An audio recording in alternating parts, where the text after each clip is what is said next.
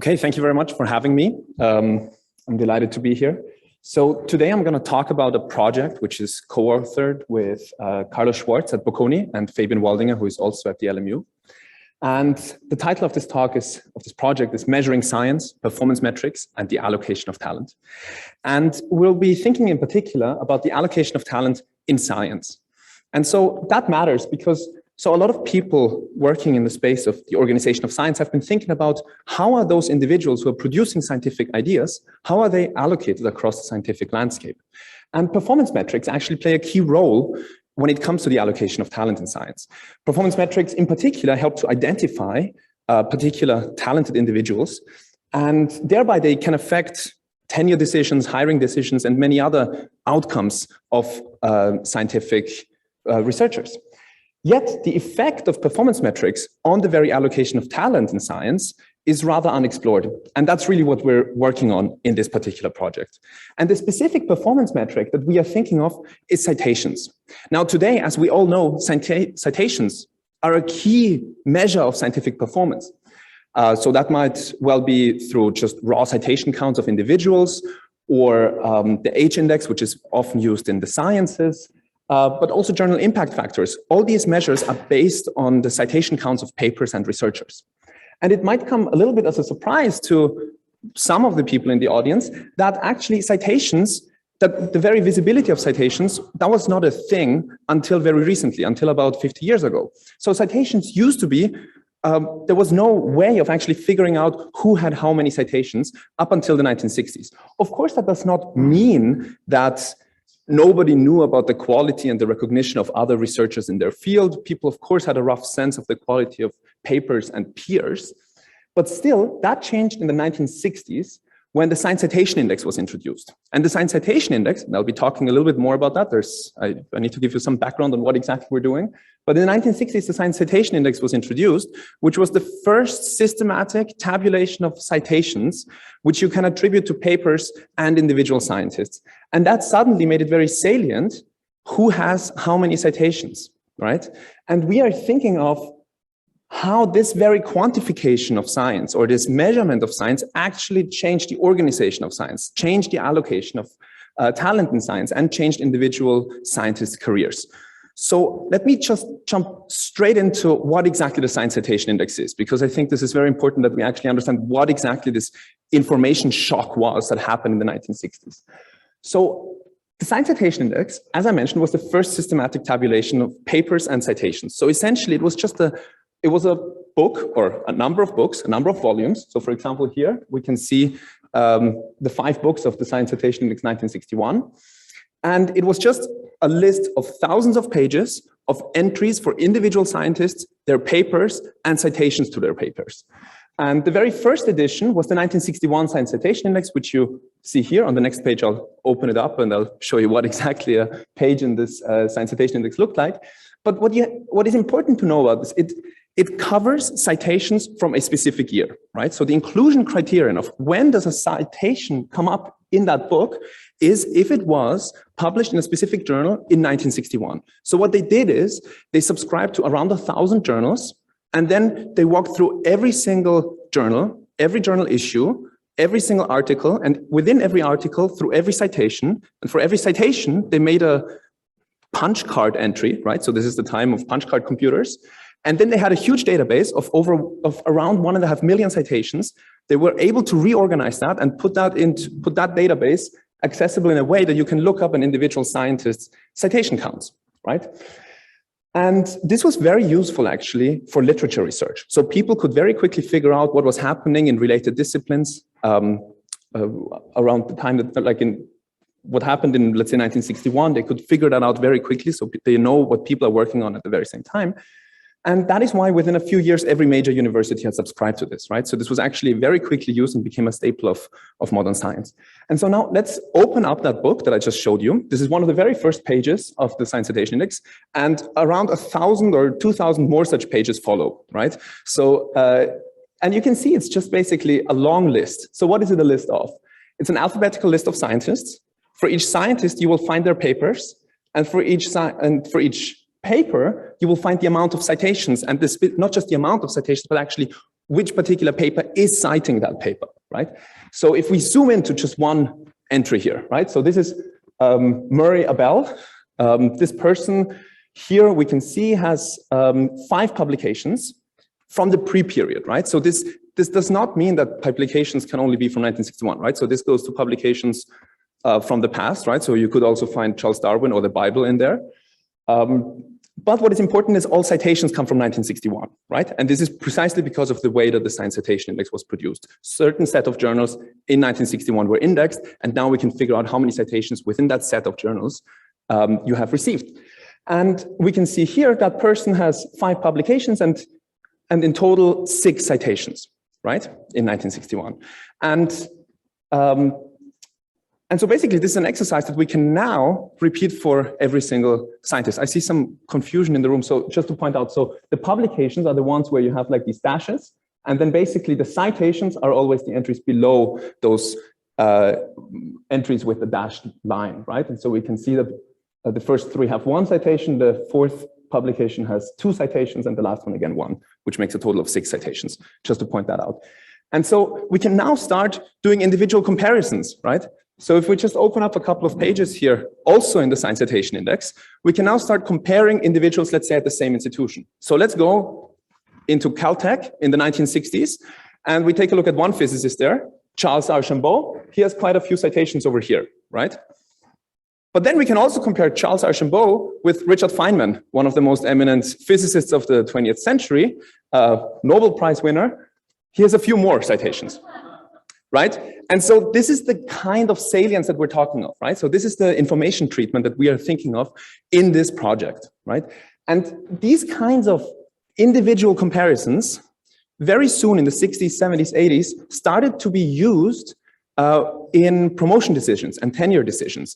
And actually, once you start reading up on the literature on the Science Citation Index, you will find a lot of quotes popping up in the 70s and 80s on that phenomenon. So for example, Richard Dawkins, and I really like that quote because that's where I got the idea from actually. Richard Dawkins in the 1980s has mentioned that university appointments committees have picked up the habit of using the Science Citation Index as a rough and ready way of comparing the scientific achievements of applicants for jobs. And it is really this idea that we're trying to capture in this project, and that we're trying to assess and figure out what the consequences of this new sudden availability of information on scientists' performance had. What were the consequences of that? So let's start thinking about the identification of the effect of measuring citations, right? Let's start with suggestive evidence. I'm going to spare you the details on the exact way that we construct the data, but just so you know, we have 2 cross-sections on US scientists, right? Basically, it's the universe of scientists working in 1956 in the US and in 1969 in the US. So one of these data sets is from before the Science Citation Index, and one is from after the Science Citation Index was first introduced.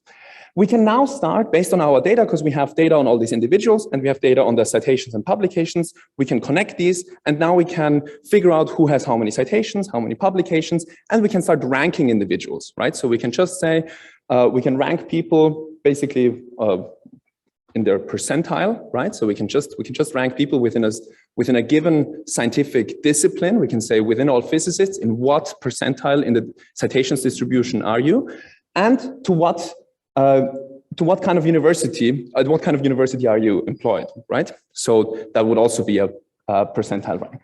So for 1956, we can see that there is a positive slope here, and this should not surprise us, right? As I said before, scientists, even in the absence of concrete citation measures, of course, had an idea of who is how good and who has how good publications and so on. So we wouldn't be surprised about that. But the question is, how does that association between your individual output or recognition in the field, how does the effect of that on what kind of department you land at, how does that change once that information becomes visible, once it becomes salient?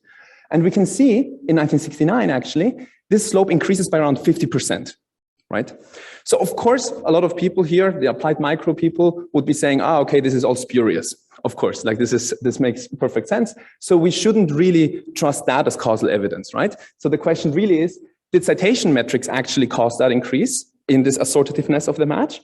Or was it some other underlying aspect going on in science? I mean, this is the time of lots of government spending on science programs, trying to send people to the moon and that sort of stuff. So maybe that actually changed somehow the association between citation counts of individuals and where exactly they are working, right? So we wouldn't really trust that too much. But to overcome this challenge, we introduced a new identification strategy where we're basically zooming into only the cross-section in 1969, abstracting away from this time change, right? So we're holding fixed sort of everything that is happening over time, and we only look at 1969, right? Only at those people later on. And the particular way that we will now disentangle, that we will now think about the effect of measuring citations is by looking by exploiting variation in the coverage of citations. And we're relying on the idea that only a subset of citations that an individual truly has received was actually visible in the Science Citation Index. So what we will be doing is we will be thinking here about different information sets. So we as researchers today in the 21st century, as applied econometricians or whatever you want to call us, we have a different information set in terms of how many citations people have. We observed the entire 20th century of science. So basically later on, citations have been filled up, and we can now even know how many citations people received in the 40s and 50s, even though at the time the Science Citation Index did not exist. But in the 1960s, people were only able to observe the amount of citations that individuals had if these citations were actually listed in the Science Citation Index books, right, in the physical books. And so what we are doing is we are recreating that information set. So basically from all the citations that there are, right, and that people truly have received, we are now recreating the information set that people actually saw when they opened up the Science Citation Index. And by doing so, we can construct individual level citation counts, again, just as before, just that we're splitting them up into the visible citations and the invisible citations. So the visible citations are the ones that people saw when they opened up the book, and the invisible citations are the ones that people just were not able to see at the time because there was no book, right? And we as econometricians, we can only do that now in the 21st century because these data have been filled up later on, right? And so then we can estimate the predictiveness of visible and invisible citations on the assortativeness of the match, which is what I've been showing you before in the scatter plot, and see what's going on. And if it's truly the effect of measuring citation, we would expect that it is the visible citations that are driving, that have more predictiveness, right? So let me just briefly tell you how exactly we are constructing the information set, just so we all know what exactly it is that we're doing. So suppose this is one individual scientist, scientist I, and these are the citations that scientist I has received in the 14, 15 years before 1969, right? Before we observe that individual in our cross-section of scientists. And for illustration, that person has received a couple of citations in Journal A, in Journal B, and in Journal C. So this is the information set that we have today. So we know all of these citations that a person has received. What did people know in the 1960s? The shaded cells are what people knew at the time. So this is their information set, and we can reconstruct that. Let me just briefly walk you through that, just so you understand what exactly and why exactly it is shaded. So if we take a look at the citations in Journal A, we can see some citations. So one citation here in 1959, one in 61, one in 63, and two in 67. So of course, the one in 1959 would be considered invisible because the Science Citation Index didn't exist at the time. The citation coming from Journal A, let's say that's Nature, right? So the journal Nature, that would be considered a visible citation. Why? Because the Science Citation Index existed for that time. You're wondering presumably what's going on in 1962 and 1963. So that's actually a funny story because 1961 was a pilot project. The preparation of that, based on that new technology, took 3 years and was only published by the end of 1963. So when they resumed their work on the Science Citation Index, they just skipped 62 and 63 and jumped straight into 64, leaving open 62 and 63. So basically, from the very same journal receiving a citation in 1963, that will again be an invisible citation, right? Even though it's the same journal. So that's kind of interesting, I think. And then from 1964 onwards, all the citations occurring again would be visible. We can do the same thing analogously for Journal B. The coverage was expanded over time of the Science Citation Index. And so new journals were included later on. So for example, Journal B was included in 1966. So everything before that would be considered invisible, everything after that visible. And Journal C was never included in the 1960s, but maybe only included in the 70s or 80s or something. And so basically that now allows us to count an individual's number of citations. Quick note here of a concern that some people in the audience might now have, which is that we have two sources of variation here, right? So we might be worried that visibility of citations correlates in some meaningful way with the timing of the citation. So we can see that visible citations happen actually later on as well. So they might actually capture the recency of citations, but they might also capture the quality of citations, or like the quality of the journal in which somebody was cited, right? Because it is a fact that journals like The Lancet or Science or Nature were first included, and then later on other journals were included. I will abstract away from that in this presentation. In the paper, we do a lot of tests to show that actually our results hold while very seriously thinking about these concerns. But now let me just show you the main result. I don't have that much time. So what we're doing, as you might have figured out already, we will now count these citations for an individual. So basically that individual has 6 visible citations, right? The one in 61 in Journal A, 67 in Journal A, and 66 in Journal B, 3. So that's 6 visible citations and 8 invisible citations. And we can now do this exercise for every single person in our data set, which is around 25,000 scientists over the 6 disciplines that we cover. And we count for each one of them the visible and the invisible citations, and we construct the very same rankings that you saw before in the scatter plot. So basically, this is the regression that we run. So on the left-hand side, we're thinking of, well, what is the department that you land at, right? So we're ranking again the departments. And now on the right-hand side, we will just throw in there. So we're interested in this effect of the visible citations and the invisible citations. So we're including here an individual's visible citation rank and their invisible citation rank. And then we control in different ways for the amount of publications and for subject fixed effects. I'm going to spare you the details. But let's actually walk through these results. I have a couple of results that I'll just briefly walk through, but the main result is essentially this one here. So we can think of the same kind of scatter plot as we did before, where we rank individuals, right? And it would be something like this. So invisible citations, again, just as before in 1956, which was also invisible, right? Have some meaningful correlation with the department rank that you landed. But the interesting thing is the difference between the visible and the invisible citation predictiveness. So if we now do that for the invisible citations, we will see that the slope is quite a lot higher, right? So it's about 3 times as high depending on the specification. And this can be shown in more detail in this regression table. So I would just like you to focus on these coefficients up here. You can always see that the visible citation predictiveness is 3 to 4 times as large as the predictiveness of the invisible citations, right? And now, as mentioned before, we do a number of robustness checks for these concerns that you might have about whether this is biased because of the quality of the citing journal and so on. So for that, you would have to read the paper, but at this point, I just hope that you trust me that actually this is robust.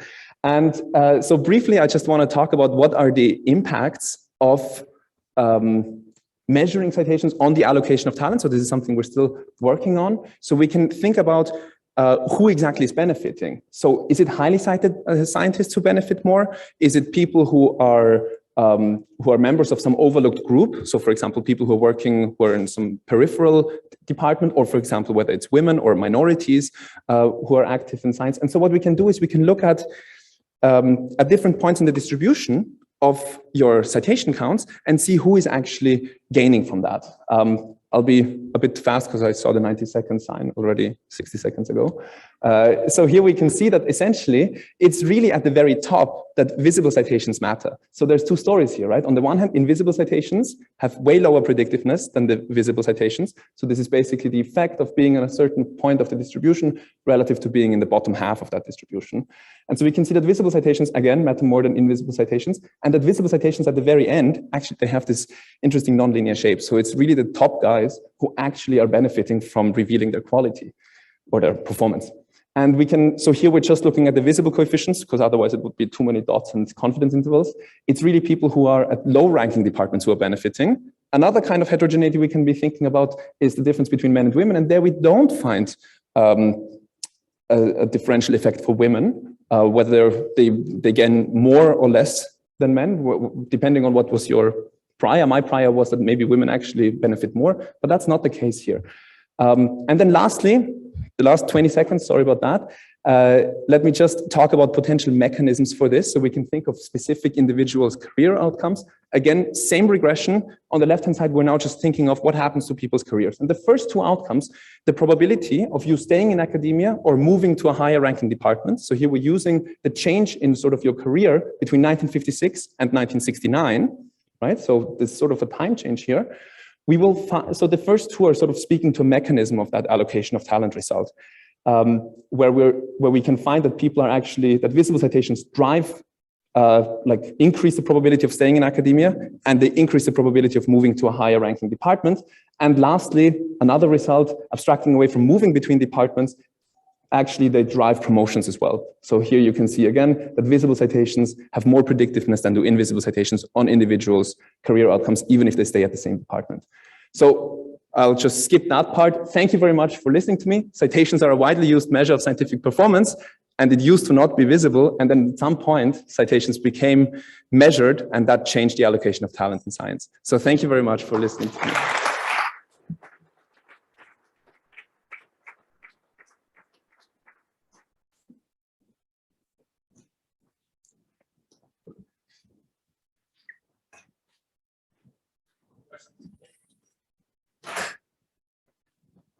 That was fascinating.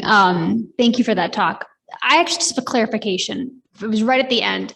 Do you find that it was higher performing individuals that like the people in the higher part of the distribution that benefited the most? Or are you saying that departments that were at top tier universities maybe relied more on those citations for individuals? I just didn't understand that. Yeah, so what we were saying there is that, the first interpretation of yours. So that people who were higher in the citation distribution, that they actually had a stronger differential effect of having their performance revealed. Right? So it's sort of a non-linear effect there, right? That the effect is increasing as you go up in the distribution. Yeah, thank you.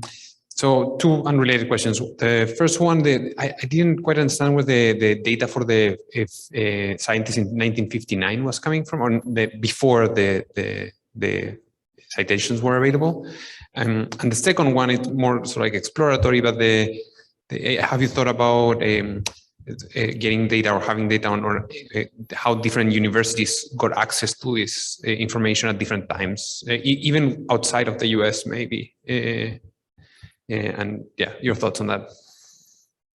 Okay, so you asked about where the data for the pre-period come from. You mean the citation data, or you mean the data on where people are employed? So basically, that's part of a large database that my co-authors, I as a research assistant 7 years ago, but my co-authors have assembled, the World of Academia database. That's a number of cross-sections of worldwide scientists. So they have 6 cross-sections, one from 1900, 1914, 25, 38, 56, 69. And so we're using these last two ones sort of to do that over time comparison. So that's where we got these data from. And yes, so we have looked at how different units have received that book. And actually, basically within 5 years or so, by the end of 1969, every major US university had it. We can see that from records from the Library of Congress, for example. So that's actually really interesting. And that's why I made that point that actually it was highly used. For what's happening outside the US, I cannot tell you. Thank you. Thanks for your talk. There's a big consequence to having invisible citations, and the original index choices were made of what titles were included. And then, as you said, over time, which journal titles were later included. Could you see that behavior changed based on what was included? Were people more likely to publish in titles that were included to benefit from the visible citations versus sticking with maybe smaller or lesser known titles that didn't make that initial cut? Wonderful question. I find that actually the most interesting avenue to take from here. So this is actually a sister project that we're working on right now, which is sort of the behavioral responses of scientists to that change in the reward system of science, right? So we were there thinking of, do people start citing themselves more? Do people start collaborating more because they discover other individuals? And also, do they shift their research towards certain areas and certain journals that receive more citations. So that's something that we will be looking at, and maybe at the next meeting I can tell you about.